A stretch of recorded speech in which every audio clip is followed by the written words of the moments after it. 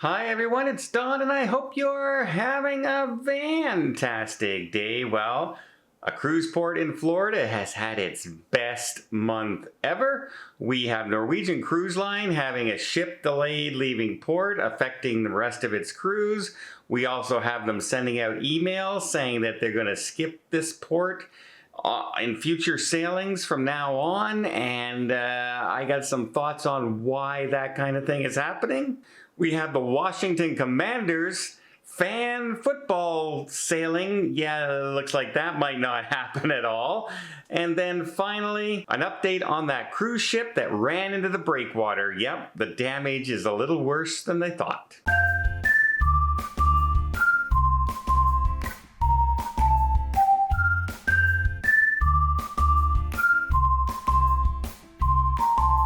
First off, let's talk about Port Canaveral. Port Canaveral has had its best month ever. Ever. Pretty darn good. They made $19.3 million in fees in the month of December. That's $8.7 million over their budget, what they thought they would be making. And a lot of it is because of they had 95 ships in port, very busy month, and they also had a lot of parking fees because people are parking at the cruise port. So it's a good sign for the recovery. After all, remember when there was no cruise ship sailing during the pandemic, these ports had to cut back salaries and cut back employees. Hopefully everybody's back to work now because the ships are back and they're making the money back. Almost $20 million in 1 month is a pretty darn good profit, I think. Meanwhile, in New York, a winter storm that hit is now delaying the NCL Gem from leaving cruise port because of bad winter weather. They decided to overnight in New York City and will now leave hopefully around 3 a.m. Because of this, though, they are going to be canceling their Bermuda stop, their first stop on the trip in Bermuda. But the secondary stop, they say they will try and extend the hours in that cruise port.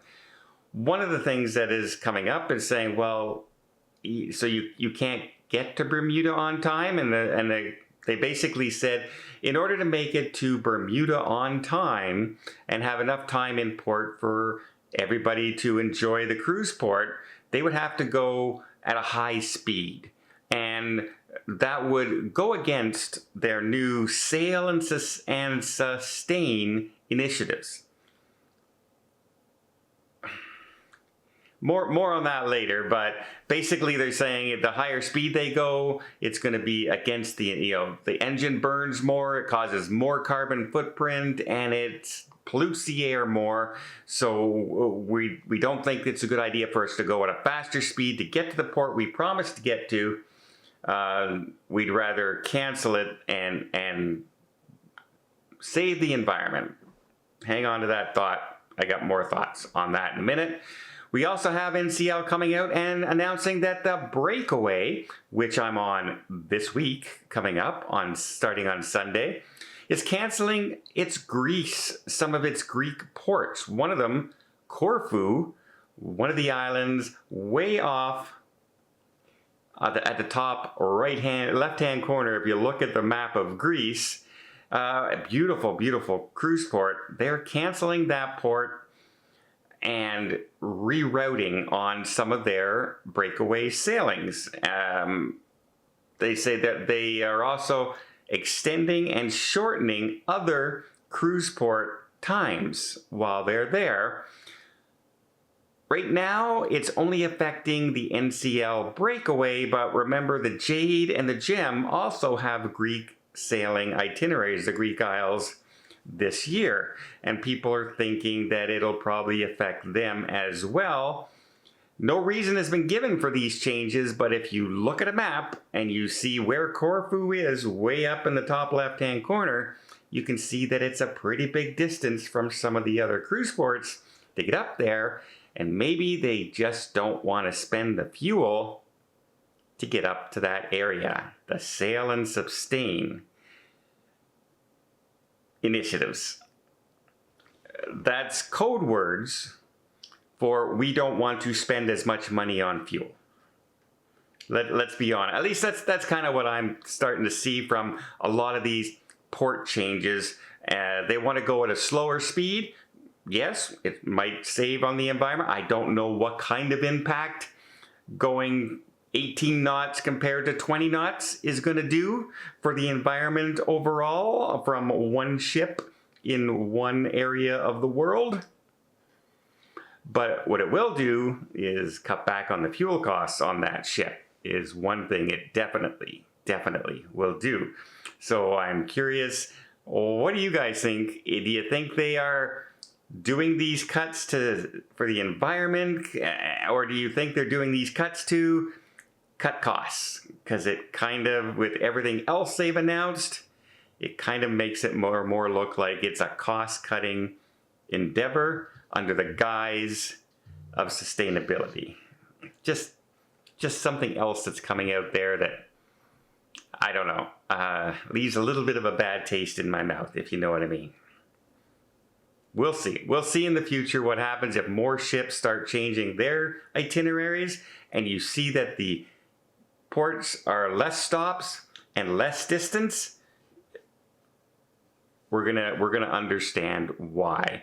Now I got two more stories for you. One about a canceled fan cruise for an NFL team, but before I get there, let me just invite you to hit that subscribe button if you haven't done so already. You want to keep up to date with all things cruising, from cruise ships that are damaged to changes of port itineraries to what ships are being delayed to maybe reasons your port is going to be canceled because of the environment, I guess.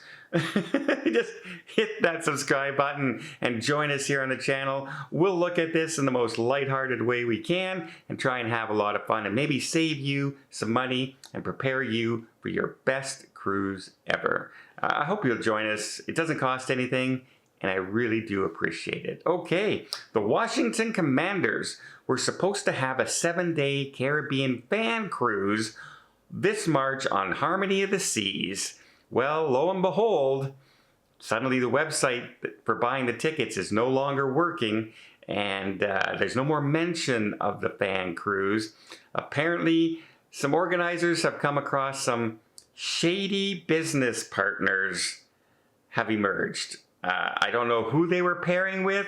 I don't know any names of the companies that they were going to go with.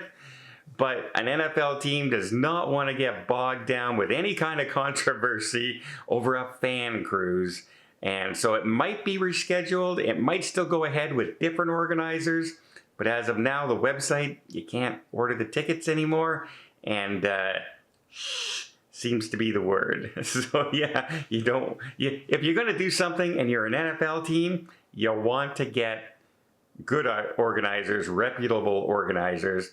Maybe go directly through the cruise line. Maybe contact somebody who's done group cruises before, and don't just jump into it with somebody who's talks a good talk, I guess. Now, last week we also talked about the Astoria Grand on the 17th of January, who ran into the breakwater in Turkey because she was trying to dock in high winds, and they lost control, ran into the breakwater, ended up pulling back out to sea, waiting for the rough seas and the wind to die down again. When they pulled back into port, they noticed, yeah, there's more damage than they thought was going to be there. Damage to the hull a bit, damage to the propeller on the ships. So they ended up canceling the cruise, flying all the passengers home, canceling the next cruise, of which passengers were already arriving, had to fly all of them back home, and now they're sailing the ship off to a dry dock area, a cruise repair yard, and getting the ship fixed before it starts sailing again. No idea how long that's going to take, but I imagine there's going to be some questions when they start investigating why they tried to go into this port in high winds, and even the pilot who was guiding them in, why were you trying to do this at that point? Questions to be asked, questions to be asked. Okay, got a lot of things today in the news. What do you guys think? Do you think they're canceling islands like Corfu and they're not going to Bermuda?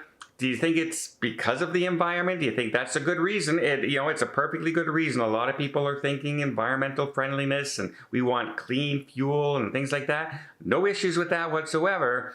But when there's changing itineraries and leaving destinations out, and it kind of looks like it's because they want to save money on fuel instead of giving you the best cruise experience possible, it does seem, I'm not a fan of it, and I'm keeping an eye on all the other cruise lines out there to see if it starts happening there, because they're all having that language now of a sustainability, and we'll see what happens. But lately, Norwegian has been cutting,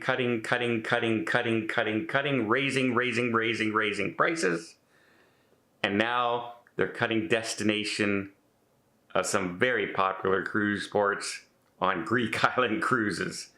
And then they're saying, we're not going to go to, we can get there, we just don't want to speed up to get there. So I don't know. It's leave the comments down below. I'm curious, loyal Norwegian fans, am I out to lunch? Do you think it's a good initiative? Or do you think, yeah, maybe this is all about money? Well, I hope you appreciate this video. If you did, please give it a thumbs up. We'll see more tips and more tricks, more travel vlogs from around the world. Hit that subscribe button. Until next time, have yourself a safe and a great vacation. I wonder if Norwegian's going to be welcoming with open arms this week. I don't know. I love the crew. I love the crew and everything, but man, some of the decisions lately. Some of the decisions.